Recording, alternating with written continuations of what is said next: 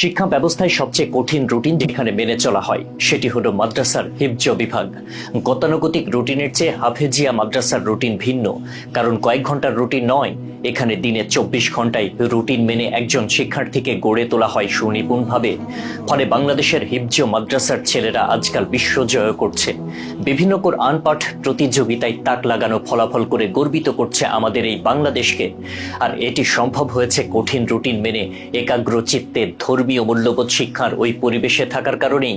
Islamic বিশেষজ্ঞদের মতে হাফেজ হওয়ার জন্য প্রয়োজন হয় কঠোর পরিশ্রম, সাধনা আর আল্লাহর বিশেষ রহমত।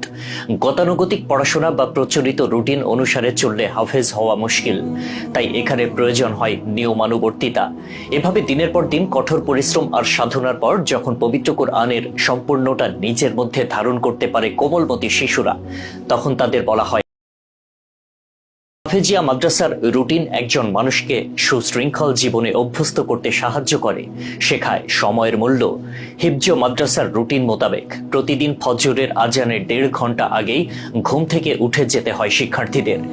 তখন থেকে শুরু হয়ে যায় তাদের শিক্ষা কার্যক্রম। ফজরের নামাজের 1.5 ঘন্টা পর হালকা নাস্তার জন্য 15 মিনিটের বিরতি দেয়া হয়। তারপর আবার টানা পড়ালেখা করতে হয় সকাল 9টা পর্যন্ত। তারপর গোসল, খাওয়া দাওয়া ও ব্যক্তিগত কাজের জন্য বিশ্রাম দেয়া হয় তাদের। তবে দুপুর 12টা বাজতেই আবার পড়তে বসতে হয় শিক্ষার্থীদের। পরে দুপুর 1:15 থেকে 2:30 পর্যন্ত জোহরের নামাজ ও দুপুরের খাবারের বিরতি পান তারা। বিরতি শেষে দুপুর 3:30 পর্যন্ত আবার পড়তে হয়। বিকেল সময়টা অবশ্য তারা বিশ্রাম পান। বাদ আসর থেকে মাগরিব পর্যন্ত বিশ্রাম করে সন্ধ্যা হতেই নতুন সবক মুখস্থ করতে হয় তাদের। তারপর এশার নামাজ শেষে রাতের খাবারের জন্য 30 মিনিটের ছুটি মেলে শিক্ষার্থীদের। বিরতি শেষে আবারও রাত 10:15 পর্যন্ত টানা পড়াশোনা শেষে ঘুমোতে যেতে হয় তাদের।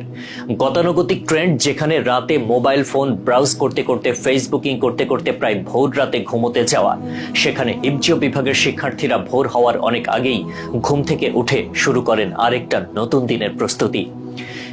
এই প্রসঙ্গে ময়মনসিংহের এক মাদ্রাসা শিক্ষক হাফেজ মাওলানা মুফতি মাহফুজ হোসাইনি বলেন, হাফেজি পড়া এক সাধনার নাম। হাফেজ হতে অনেক সাধনা, মেহনত, পরিশ্রম করতে হয়। পুরো কোরআন শরীফ মগজে আর অন্তরে ধারণ করা চারটিখানি কথা নয়।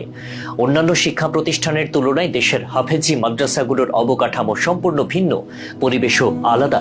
হাফেজি মাদ্রাসায় দিনে 24 ঘন্টায় সুবিন্যস্ত নিয়মকানুন।